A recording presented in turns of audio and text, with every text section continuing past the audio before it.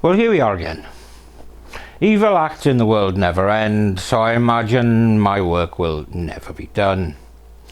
Anyway, this episode has been created in response to an admission of no knowledge of what I thought was a well-known case by a certain Phoenix I am acquainted with.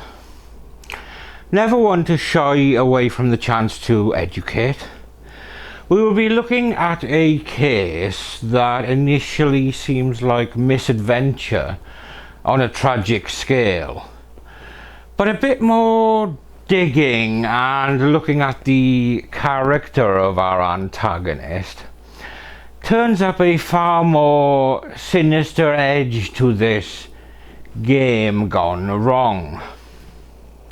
Before we dive in, I just wanted to pass on that I have started posting some shorts on YouTube, as well as reels on Facebook, and indeed clips on TikTok. But don't be nervous, I don't actually dance. I'm also in the process of converting my episodes into podcasts that should be available on all platforms. And there are about 20 of my early episodes up so far. Shameless self-promotion done. Let's dive into the case of Sarah Boone. No, not that one. And the tragic death of Jorge Torres. This is Murder of Crows.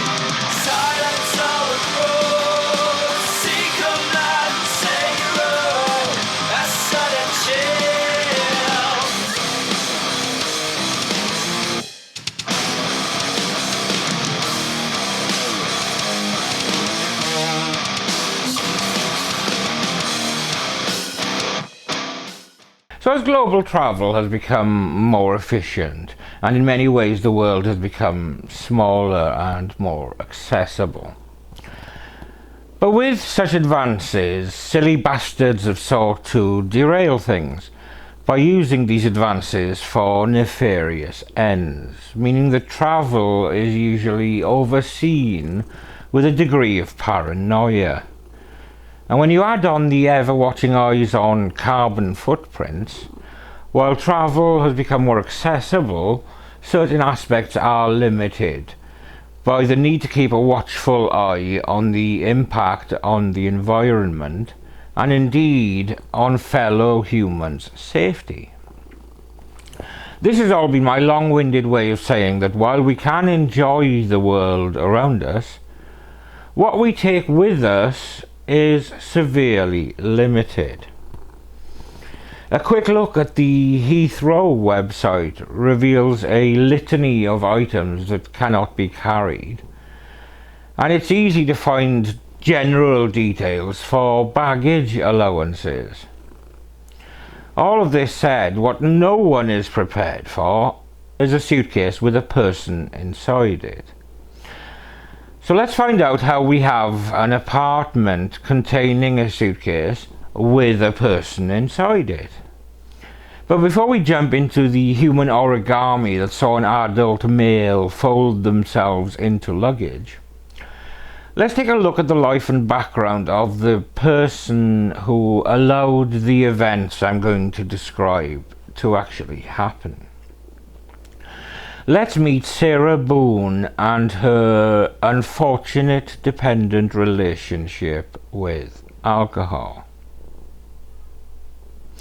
Much of what we will learn about Sarah Boone in this episode will be revealed by her long-suffering ex-husband in body cam and interview footage made in the aftermath of the events that happened on the evening of February the 24th, 2020. But by way of painting a thumbnail of Sarah Boone and also of Jorge Torres, who had been in a relationship with Boone since 2017, we have the age-old tale of codependency, where two addicts find each other and both use the other as an excuse for justifying their ongoing use, which in their case was alcohol. Alcohol was a major reason for the breakdown of her relationship with Brian Boone, where she would shun her responsibilities in favour of having a drinky poo or two.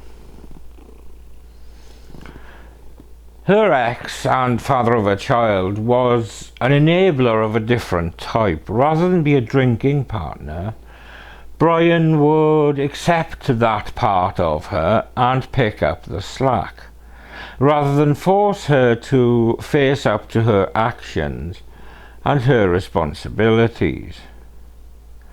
But after their relationship ended, Sarah Boone stopped working completely and would drift in and out of her child's life. We have seen this happen time and again, but for the child in question, they've only seen it once, and for them it's an abandonment that forms part of their formative life experience, and it can and does have seismic repercussions. In our tale, Brian deserves a medal for trying to ensure the child is impacted as little as possible. But the eroding of Sarah Boone's marriage saw her become an alcoholic who was always looking for the next drink. And, as is the case so often, she gravitated towards people that would allow and or encourage the next drink. The upshot was that Boone and Jorge Torres, also an alcoholic, used each other to allow drink to become the central character in both of their lives. The result being a tumultuous relationship peppered with drunken fights, accusations of abuse on both sides, and a day-to-day existence that was kind of like a pissed-up Groundhog Day. Boone would shirk parental responsibilities, but due to an underlying narcissism, while shirking those responsibilities, she thought she was Mother of the fucking Year. I shit you not. As a result, she shits all over her own life, but feels she has done the world a favour since her shit smells so sweet. In short, we have a powder keg domestic situation that was always going to end badly. The only questions were how badly and who would get hurt in the process and in the inevitable fallout. In early 2020, we find Sarah Boone and Jorge Torres cohabiting in Winter Park, Florida. There have been multiple instances of cheating on both sides, and Sarah Boone has only a passing input into co-parenting as and when it suits her or fits in with her focus on drinking. Quite why Boone and Torres maintained their relationship through cheating, abuse, violence and emotional damage can only be explained by meeting the addiction needs and thus maintaining the status quo.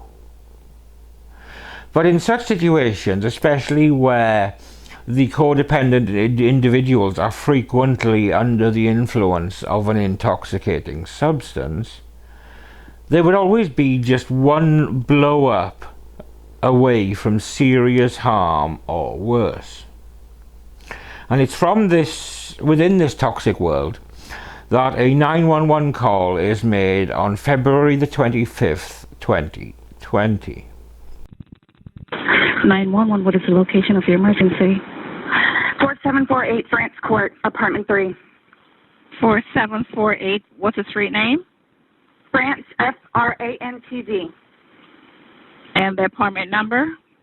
3. Is this a police or medical? My boyfriend is dead. Okay, send the line for the fire department. Do not hang up.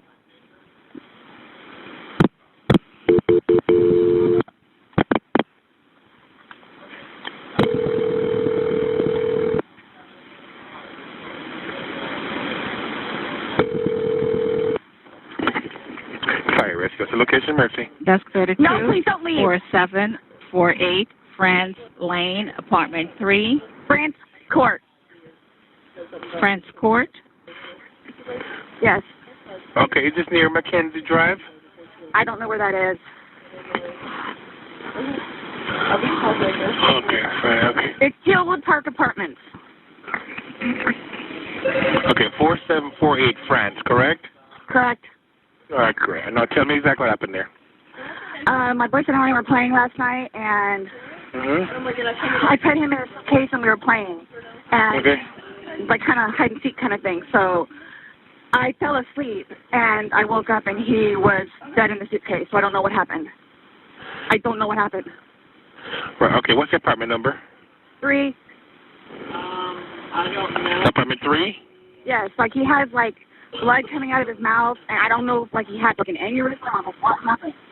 Right, okay, all right, okay. Listen, we're getting help out there too. All right, okay. Okay, Right now? Okay, yeah, man, listen, we're on our way out there. You're at 407-716-8684. Okay, is he hanging from somewhere or what, ma'am? No, I pulled him out of the suitcase. I Out tried of the- giving him CPR. Okay, so he was in a suitcase? Yes, and I fell asleep. Okay, how old is the 42. boyfriend, ma'am? 42-year-old male. All right.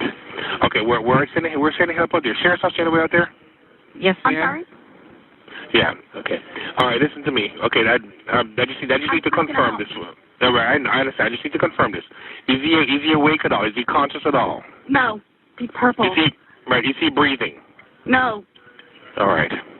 I need you to get him on the floor, flat on his back for me. Okay? I did. I tried giving him CPR. All right. I tried giving him CPR. Yeah. Okay. But nothing happened. He's purple. Okay. Listen to me. There's a defibrillator available. I need you to get it for me. Okay? What is You it? have an AED. You have an AED available? No. All right. Are you right by him now?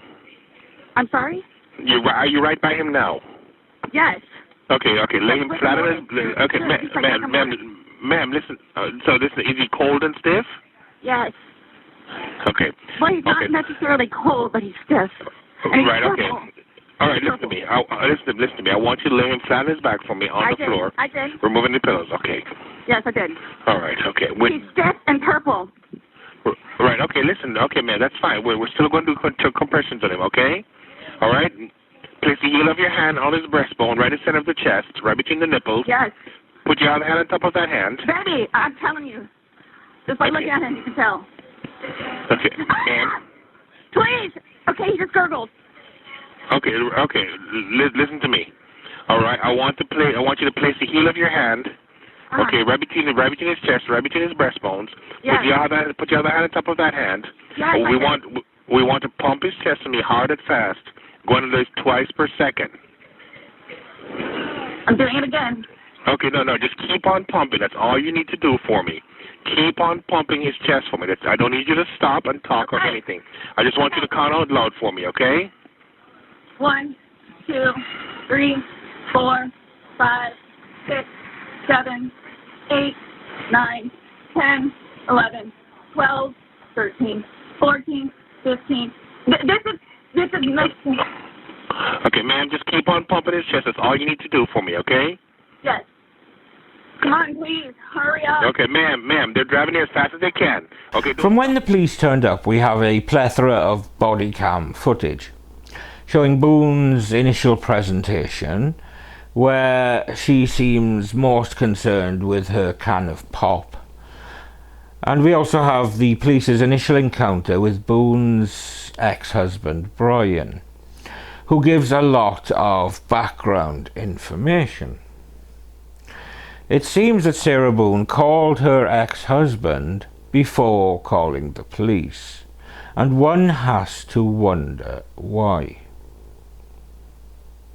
Did you call it? What time did you call it? I'll get a time for it.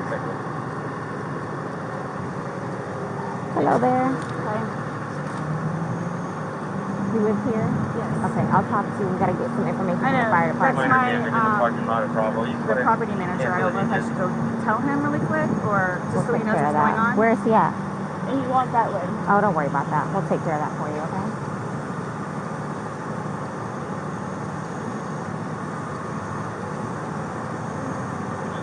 Can I go?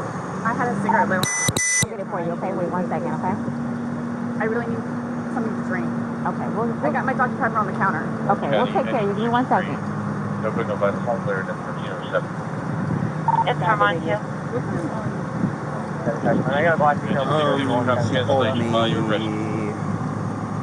Put the time that you called it.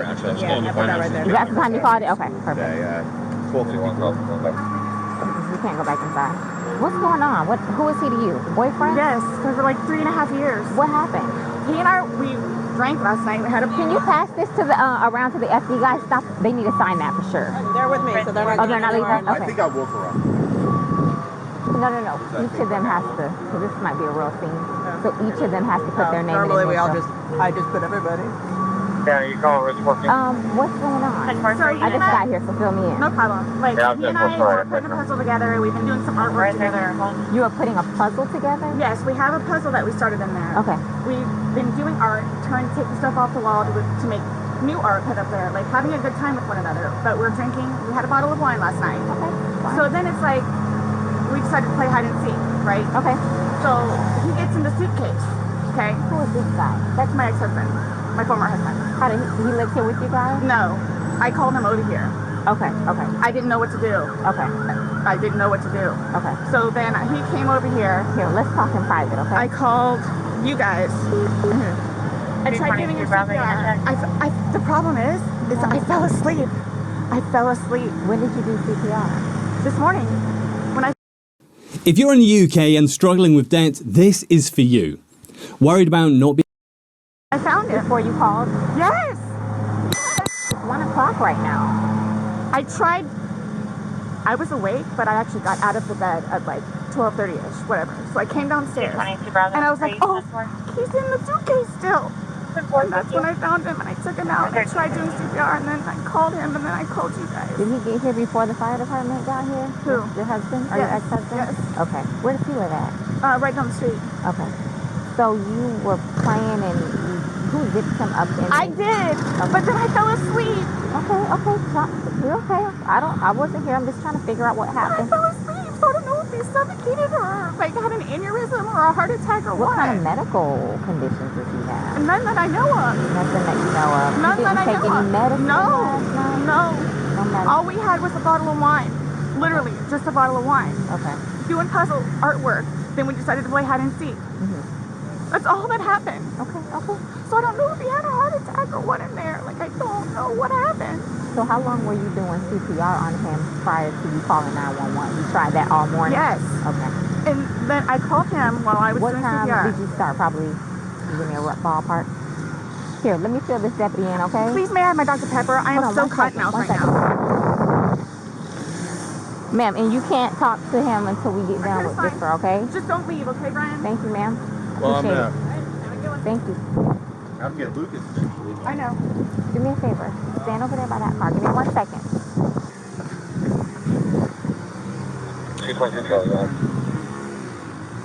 Just give us a second, okay? May I have my Somebody else on that Dr. call operation. It's on the counter. I can't move anything from out of the house. I'm so thirsty. Like, I'm Here, I want you to sit down because I don't want you passing out. This is probably a lot for you to deal I with, need right? Sit. May I I have some don't. water? Just water. I can get you some water, okay? Just I want you not on your seat because I don't want you passing out on me. Generator call. I need water. Okay, I'll get some for you. 222 Charlie, put you on it. Hey,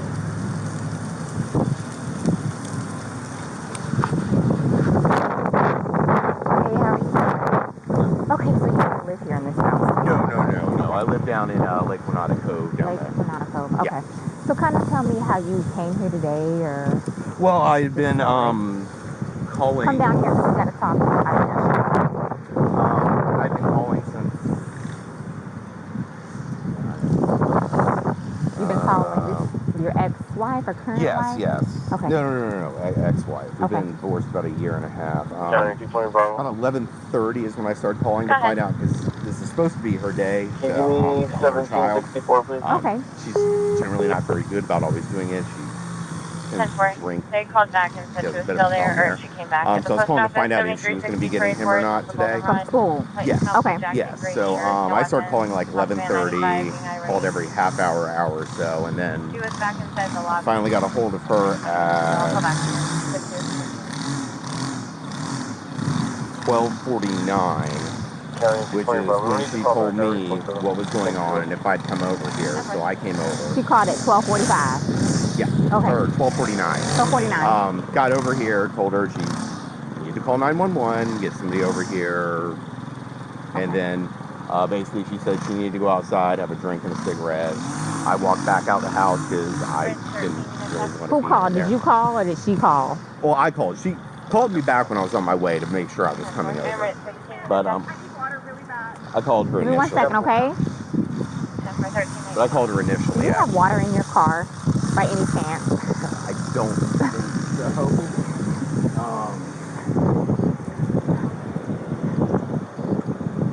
Nothing? No. Okay. No, I don't. Okay, so she calls, you get over here. Well, I called her first. Okay. Trying to find out if she's going to pick up Lucas. That's when she told me everything was going on. I got my stuff together, put the puppy up in his crate. When I was starting to drive over here is when she called me to make sure I was coming, and then I got over here right after Did you that. go inside and see, and then? I walked inside the front. I didn't see the little front tile area. Come on, step this way. I saw legs. I just didn't really want to be in there around it, so I told her. Well, just for the sake of the crime scene, I want to know if I were to find your footprint, it would be because you went this far into the house. So did you actually make entry past the threshold? I don't think I ever made it to the carpet. I think it was just in that. I've been over here before. Right. Yeah. But no, I don't think I stepped past that tile area. Okay. So I don't think I touched doorknob. I don't think I touched anything in the kitchen. I don't know if that really matters. Yeah. Okay, so that's pretty much the gist of what you have. Well, sit tight for us. We're going to make a few phone calls, and then we'll go from there. Do you know if he has any medical issues, or? I don't. Okay, but you've met him before? I've met him before, yes. Okay. Yes. They've got a whole fun history. Oh, really? Oh, yeah. You guys have called over here quite a few times. For the two of them? Yeah, he's been arrested like, I think 5 times for violence against her, so. Really? Okay, I'm not familiar with I haven't been here personally. So they have he's currently on parole because of it, so. Because of domestic violence with her? Yes. Oh, okay. Yes, from last time. He got, whatever it's called, retrial something or other. He had to go to a domestic violence class. Okay. I know he was doing it at a parole officer, stuff like that. But I mean, like, every time she'd have him arrested, the next day she was trying to get him bailed out of jail. So I don't know what it is. Oh, she's getting water from this tap. Probably going to pass out on us. Okay, well, listen, please do me a tight. Oh, no. I'll make a few phone not a problem. calls. I mean... Where does your kid need to be picked up? Lakemont Elementary. How soon, though? 3 o'clock. 3 o'clock, I okay. normally leave out. Let me try and get this going for you, because I know you need that. And your last name? Boone. Spell it. B-O-O-N-E. First name? Sarah. S-A-R-A-H. Birth date? 10-10-7-7. So, you've had a second to kind of collect yourself. Tell it to me again. You guys were playing last night, drinking a bottle of wine. Putting puzzles together, doing artwork. Doing puzzles, artwork. Okay. Had a bottle of wine and then decided to play hide and seek. So he What time was that? Do you remember? I mean, I know that I was in bed probably by like, what, 12:30? Okay. Well, I went upstairs at least, and I fell asleep. Okay. Forgetting that he was in the So suitcase. you guys were playing the hide and go seek? Yes. And at some point you put him in the suitcase? No, he got in the suitcase. So he thought it would be funny to be put in the suitcase. So I was like, okay, well, I'm going to joke with you and I'll zip you up and make him, squirm a little bit, whatever it is. But then I fell asleep. I fell asleep. Where was the suitcase? Right when where he it got in is. it? Right down there? Yes. You zipped him in there? Yes. Thought he would be funny, a little joke? It was. We both were laughing about it. Okay. And then I fell asleep. Where did you fall asleep at? Upstairs. In your bedroom? Yes. Okay. Totally forgetting that he was in the suitcase still. Okay. And then you came back downstairs? This morning? Or this afternoon, yes, when I got up. Ballpark, what time? 12:30-ish. I was awake, but I totally forgot that he was in the suitcase. He can tell you there's a lot of things that we have been going through. Jobs. Yeah, he did tell me. Life, all that good stuff. So I just totally forgot. So you began to do CPR on him? Yes. Yes. About and what gurgled, time this morning like did you start doing that CPR? No, it was the afternoon. It was afternoon because I was awake, but then I finally decided to come downstairs at like 12:30-ish, whatever it is, and I was like, I forgot he was in the suitcase, and he wasn't moving, nothing was happening, so I unzipped him, took him out and started doing CPR on him. Mm-hmm. He was on his way over here. I called you when he got here. Once he got here, you called us? Yes. Okay. And air was coming out, and he was gurgling, but I could just tell by looking at him. But you knew how to do CPR? You were doing that on your own? Yes. Okay. And then the person that was on the phone with me also, I counted with him doing it. And he's got no medical? He doesn't take any medication? I don't know. I don't know medical-wise. I know he doesn't take any medications whatsoever. Okay. The only thing, like I said, I don't know if alcohol had something to do with it, but we had a bottle of wine. Okay. All right. Here's, I want you to sit back down because I don't want Can I have one more sip of water, please? Yeah, go. Denver, 29 Residential, Audible, 13023 Island Bay Drive. I'll do what I can to get you a cup because I don't want you to have to keep doing that. Maintenance didn't have the proper to cancel the indication to the front door. 32 at 1325.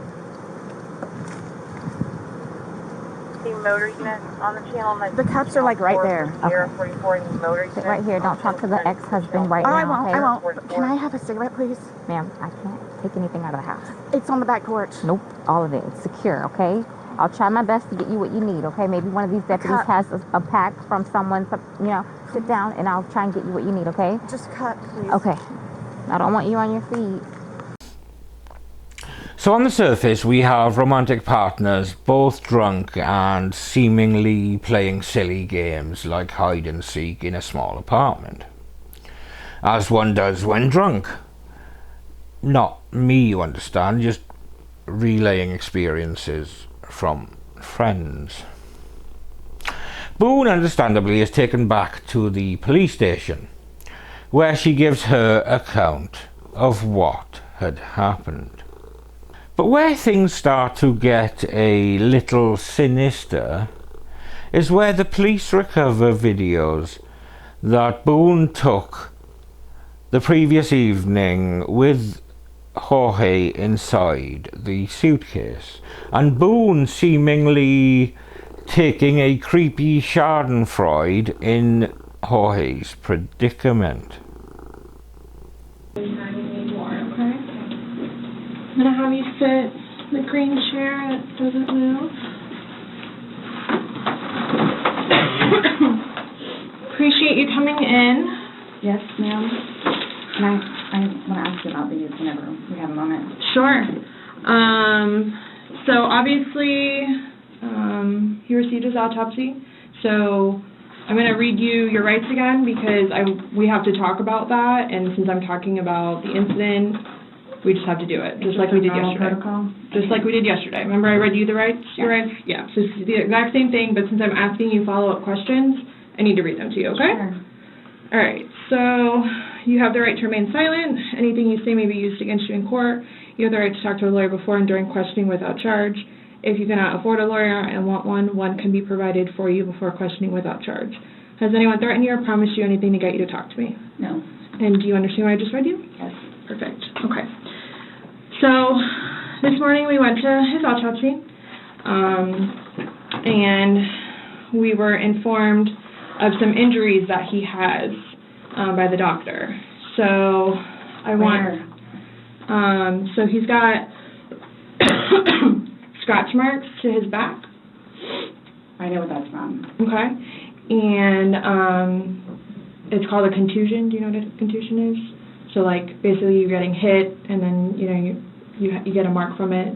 You'll get bruising, someone hit you or something like that. It's called a contusion. So he had some injuries to his left shoulder. He had a cut near his lip. We could see his mouth was a little I haven't laid a hand on him. Okay. Also too, he fell off my son's bike. Okay. So I don't know, and he's notorious for running into the wall or the hall tree. Okay. So Okay. What about the scratches? Because there's also sex. Yes. Okay. Because there's also a scratch on the back of his neck, kind of going, but it's going straight across. I have no idea what that's from. And they're all recent. They occurred recently. It wasn't something that occurred post or that occurred a week ago or 2 days ago, 3 days ago. They definitely occurred, the night leading up to when he was. In all honesty, we have not gotten into it. Okay. That's why, the only thing I thought you guys were going to ask me about, which I was going to be honest with you anyway, are the scratch marks on his back. Mm-hmm. Everything else, I have no idea what it is. No idea what it is. Nonetheless, I've had my son over the house, too, so. Well, your son was there when? When was he last there? Oh, gosh. From my understanding, he was there, last Tuesday? I don't know if it was Tuesday, but yes, he was there last week, so. Well, we're talking about Sunday. Yeah. We're just talking about what occurred Sunday. Because like I said, the injuries they occurred within that time period. So you're talking about day before yesterday? Sunday leading into Monday. You called us yesterday at 1, but the incident, you guys were painting and stuff the night prior. Correct. So we're talking about Sunday and then into Monday. I'm thoroughly confused because we had a good time sitting on the back porch having wine and smoking a couple of cigarettes and then decided to go inside and literally paint, do puzzles, and play and listen to music. That's why nobody got out of sorts. This is what's mind-blowing to me. I have no clue. Nobody laid a hand on anybody. He also had, on the left side of his forehead, he had basically bruising, and on his head and his skull. I have no idea. As if something hit him. I considered have not touched him. Trauma. I have not touched him. I have not touched him. Then how would you get those injuries? Tell me and we'll both know. I have not touched him. Yesterday, when we took photographs of your overall body, and they did the buccal swabs, did they go under your fingernails? No. Okay. Are you willing to let us absolutely swab underneath your fingernails? Go for it. Okay. I have no idea, and I don't want to seem out of sorts, but I have no idea. We had a good day. Mm-hmm. It was a good day. We've had good days lately, even considering everything that's going on with our jobs and life in general and ex-wives and everything. It's been good. I don't even know where this is coming from. Yeah, you said the last physical was probably, you said, I think, a month ago? Where you got the injury, right? You said that was a month ago? A few weeks, give or take, yeah. A few weeks? That was the last, physical altercation between the two of you? You said a month ago he hit you with a curtain rod. Yeah, with a curtain rod. That's why I can't believe you guys didn't take that either. Huh. We've been good. I don't know if, it's since the last time he got out of jail. We've been good, and he's been having his classes and seeing his probation officer, who's amazing. So. What do you mean by good? What's your definition of good? The probation officer? No, you said you guys have been good. What's your definition? I've been good. I don't think you all understand. He comes at me all the time. He comes at me. So it's either I flee or try to go upstairs and go to sleep. That's usually what it is. And I don't know if you talked to Brian about any of that, but most of the time when I flee, I go over there. So. Right, but you're saying that you guys have been good, and when I asked you yesterday, the last incident that you could remember was the curtain rod incident, which you said was a month ago. So. Give or take. Right. So what do you mean by he comes after you? He gets belligerently drunk. I don't know if you all have looked through my phone yet and seen any of the pictures and the videos that I have taken. And at one point, I started documenting everything. Okay. So you all will see in my pictures bloody fingers, split foreheads, he split my nose. I've got this. Right. I don't know if Brian told you about it, where I had to have almost I had one really bad surgery, but then it got really, really, really, really bad where I had to go like 4 or 5 more times afterwards for them to tend to it. From him poking me in the back of the leg. Right. So it's... Then why are you still with him? Everybody asks me that. When I tell you guys this, I really love him. Like I do. And I feel like I can help him. Like I feel like I could help him, which I did because he came a really long way from where he was in Philadelphia to moving back to here and to dealing with everything else that he's been dealing with. I've really helped him. I've bailed him out of jail, 3 times. I've gone to every single hearing and every single arraignment, everything that I did for him. Gone to see all his public defenders, go to the state. I've gone to the state. I did everything for him because I'm trying to help him because I had hope in him. And he was trying. He was really trying. And then he starts to think about things and I think he gets overwhelmed and then it's like, the next thing I know, he's drinking. So it's like, oh man, I know where this is going to go, so I'm going to go upstairs and read a book. Or I'm going to go for a bike ride, or I'm going to do something else. Where I don't want to drink. I don't want to drink.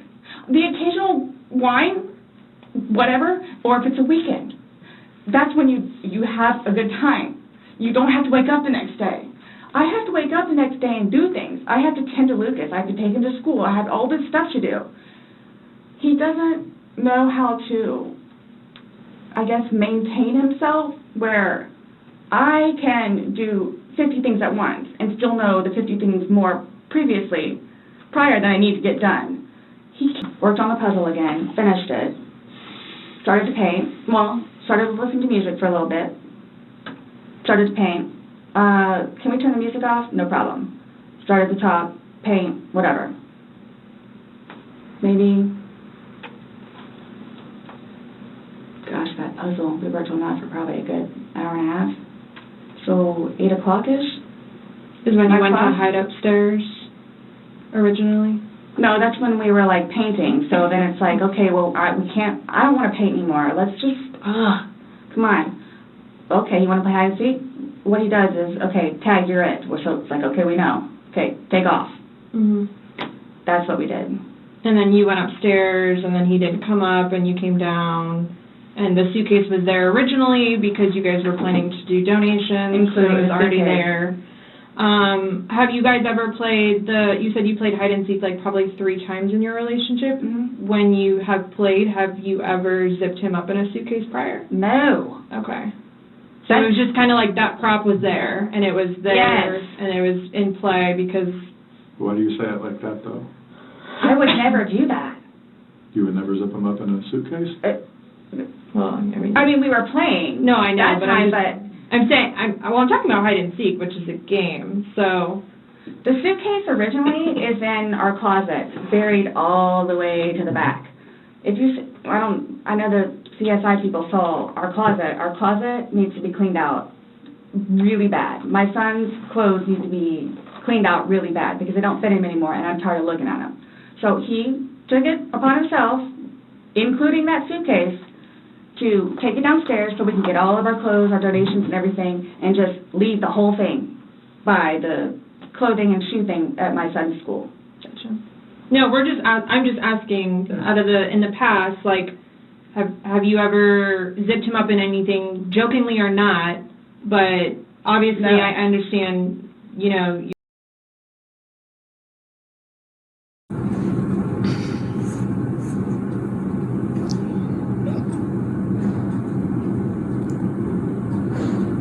Sarah.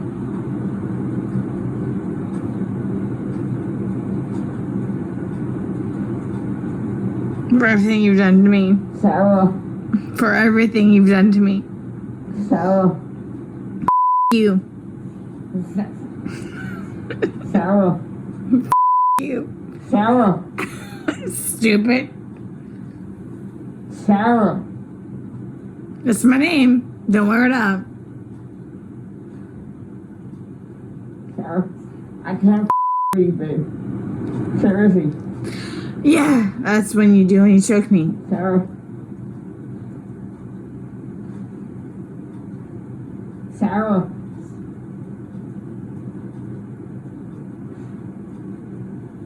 Sarah.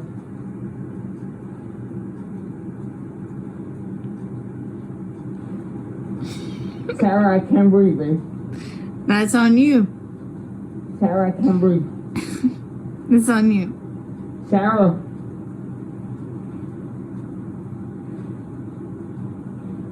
Real or ransom. I want to get video for it extra. Because I got this. Sarah. Real or ransom. Sarah.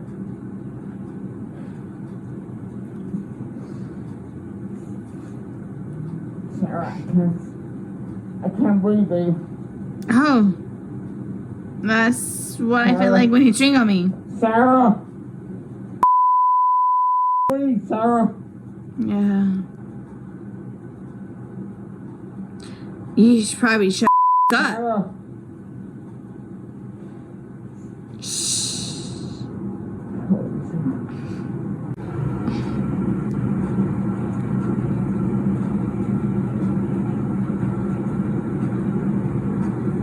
Sarah.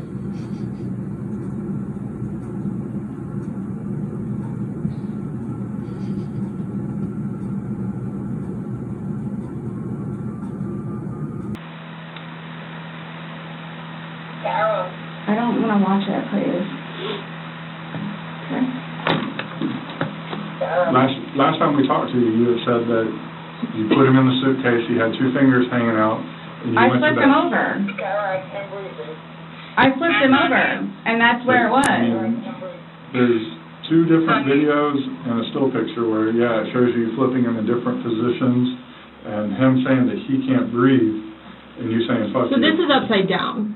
So in order for him to have gotten into it, it was flipped up. Right. It was flipped up normal. Yes. Like as if you're packing something. So this is upside down. Guys, this is killing me right now. So this image is upside down, and then this small video that occurred 11 minutes later, it's flipped over the other way, closer to your dining room table. Okay. Now he's obviously still in there. So he didn't, how did it go from the back to the front? I flipped it. Okay. My plan was not to go upstairs and go to sleep. Well, that's what you did. Yeah. But not intentional though. No, you told me you went upstairs because you were Stop getting here. ready for bed. Stopped here. Okay, but Where's here? show me where you can see any fingers coming out, because there's the end. And his head's right here. Mm-hmm. So going like this, rather than going all the way up, it's like this. But why is he saying I can't breathe, and why is he pushing on it as if he can't get out? And it doesn't show a hole. There's no hole. There's no fingers. I don't see his fingers. There's no hole. I don't know what you want me to tell you. Like, I don't know, like, what you want me to tell you. I'm just showing you, I'm just telling you what we see and what we've heard from the other video. I understand.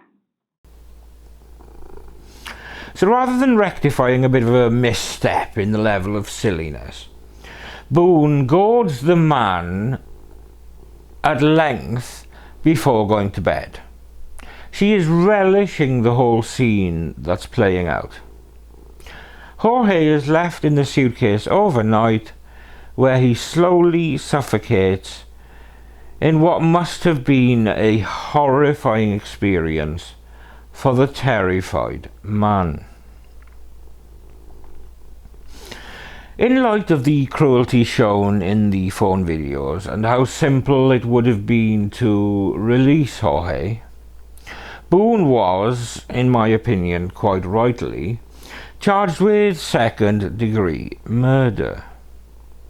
But this was not followed by a straightforward progress to trial, far from it.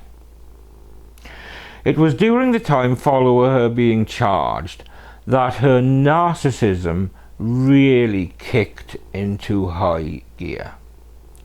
And it's this narcissism and her actions relating to it that mean we are still awaiting a trial as she shows that she believes that she's far and away the smartest person in the room.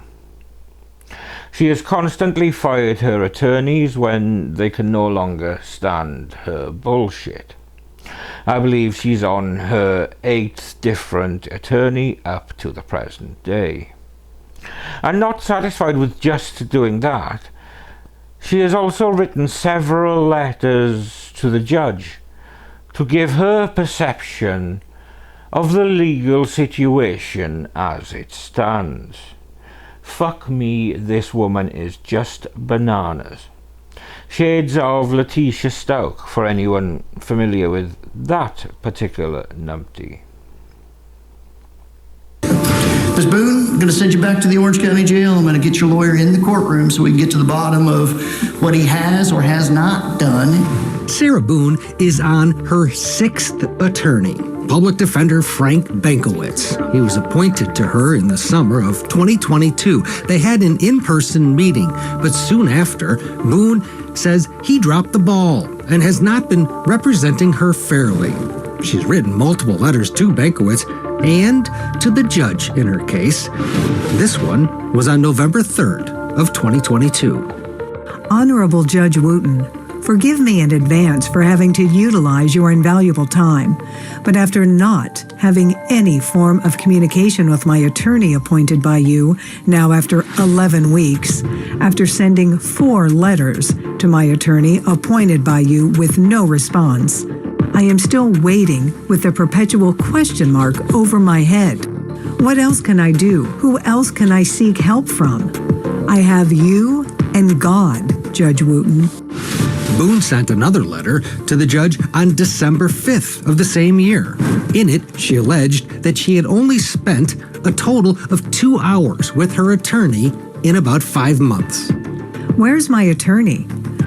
Boone also expressed concern about investigators releasing shocking video found on her cell phone where she taunts her boyfriend after zipping him into a suitcase. For everything you've done to me, Sarah. For everything you've done to me. There's nowhere I am not known. Just over a month later, after Bankowitz tried to withdraw as her attorney, she wrote to him again. You must understand how insignificant I have been made to feel with the never-ending debacles, hurdles, and stumbling blocks. No one seems to listen, ever. Then, on March 22nd, why can I not be in attendance and participate in my pretrial conference? Help me understand, please. How can court TV, different news channels, and even professional YouTubers attend my pretrial conference and I cannot? The same 2 phone numbers you've given me still do not work. The other number rings and rings and rings. Boone's pleading and questions continue in her next 2 letters. I am still waiting patiently and respectfully 6,480 hours later. 6 attorneys later, almost 3.5 years. My truth needs to be heard, and it is my right. At what point do you evaluate and intercede in a case to make sure there is proper advancement, regular communication, ethical treatment of client is being upheld, time frames are being met? Is a perpetual question mark over a defendant's head the norm during a case due to inactivity, no communication, no help or intervention, or answers being given by anyone in the justice system? Another legal twist in the case against a woman accused of suffocating her boyfriend to death by zipping him up in a suitcase. As her trial was delayed yet again, Sarah Boone appeared in a Florida courtroom Monday with her new attorney. Her previous attorney had enough of his client and asked the judge to remove him from the case. Judge, the letters that have been coming to your honor, the derogatory berating of my services in this case, I can't effectively represent her. She doesn't trust me. She calls me a dud, I think, a buffoon, on and on and on and on. And no one should have to endure that type of derogatory comments and expect to effectively represent someone, especially in a murder case. In a letter written behind bars to Judge Wayne Wooten, Boone expressed her frustrations about her previous attorney, Frank Bankowitz, writing, quote, "So confused, so tired of the perpetual question marks over my head. It's funny how the only piece of correspondence via mail I've actually received from Bankowitz is his motion to withdraw as counsel.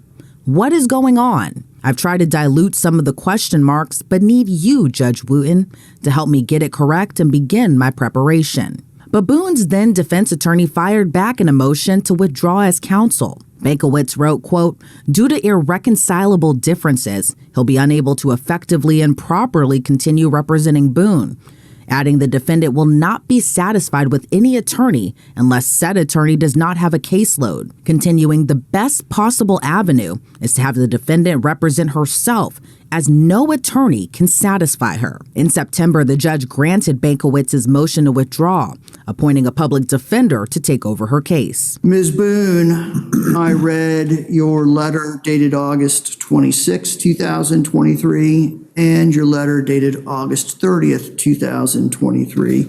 And just so we're clear, I read all of the letters that you send to the court.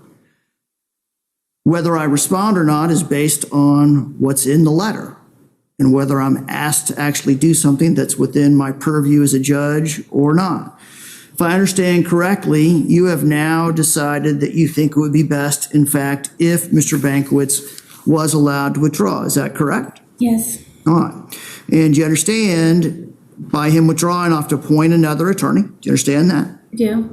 And that attorney is not standing here, so we're not going to be able to address, and I'll give the state a chance to talk to me as well, but assuming I grant this, we won't be able to address the other issues that were docketed for today, which means I'm going to have to reset your case for a later date. I'm going to grant Mr. Bankwitz's motion to withdraw. I'm going to appoint, let me find my list, Attorney Winston Hobson to represent Ms. Boone. Defense attorney turnover rate has been high for Boone, who has cycled through more than 4 different lawyers since her 2020 arrest. In 2022, another attorney withdrew from representing Boone in her case. Boone claimed to be in the dark about her then attorney's withdrawal, writing in another letter to the judge. "After making a commitment to me as an attorney over the past 2 years and 2 months ongoing, to fully and sufficiently represent me also made me to believe we were a team," she wrote. "I am completely blindsided nonetheless in how this was and is being handled by a